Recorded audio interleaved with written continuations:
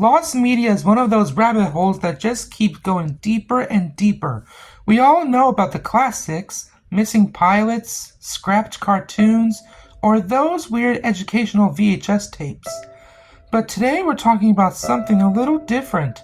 Something that technically existed in plain sight, yet it's almost impossible to find now. I'm talking about the Whisker Haven Toolkit.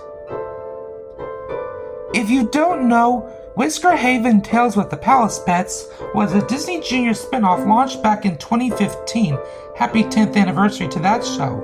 It took the little animal companions of the Disney Princess franchise and gave them their own bite-sized adventures on YouTube and Disney Junior's digital platforms. While it was never as big as Sophia the First or Doc McStuffins, it had a surprisingly loyal fan base, and of course, a mountain of merchandising. But hidden behind all that glitter and tiaras was something only press outlets, licenses, and partner companies had access to. A mysterious little thing called the Whisker Haven Toolkit. The Whisker Haven Toolkit was essentially a press and building kit, which is something unusual for TV show related material like merchandise. Companies like Disney usually send these out to toy manufacturers, marketing partners, or even journalists. It would contain logos, high-resolution character renders, design guides, promotional copy, and sometimes even unreleased art. Think of it as a starter pack for anyone needing to advertise or create content tied to Whisker Haven.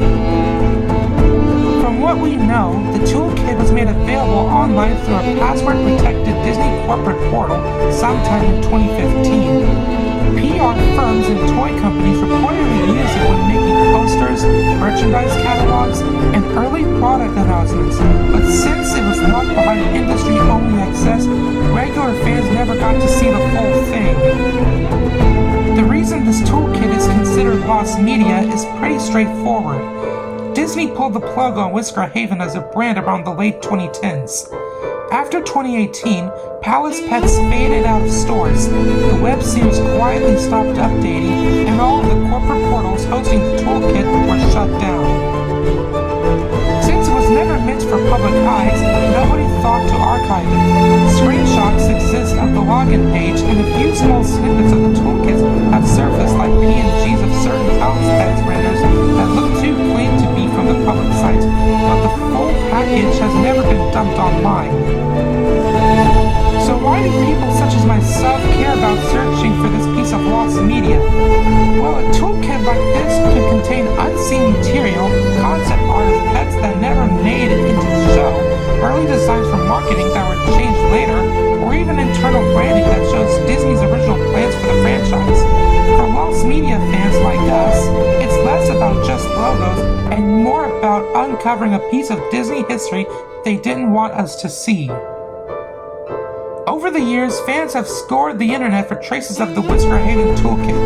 Some claim to have reached out to former Disney marketing staff. Others dug through old toy company PDFs and uncovered pieces of artwork that clearly originated from the toolkit. But to this day, no full version has surfaced, making it one of those oddly specific but strangely fascinating pieces of lost media. In the grand scheme of things, the Whisker Haven Toolkit might not seem like the holy grail of lost media, but it represents something we see time and time again, even in the digital age. Things slip through the cracks, a whole part of a franchise can just vanish, not because it was locked in a vault, but because nobody thought it mattered enough to save. And who knows, maybe one day, a former Disney rep will dust off an old hard drive and the toolkit will finally resurface. Until then, it remains a missing piece of Palace Pet history, and one of the strangest lost media mysteries from the Disney's 2010s era.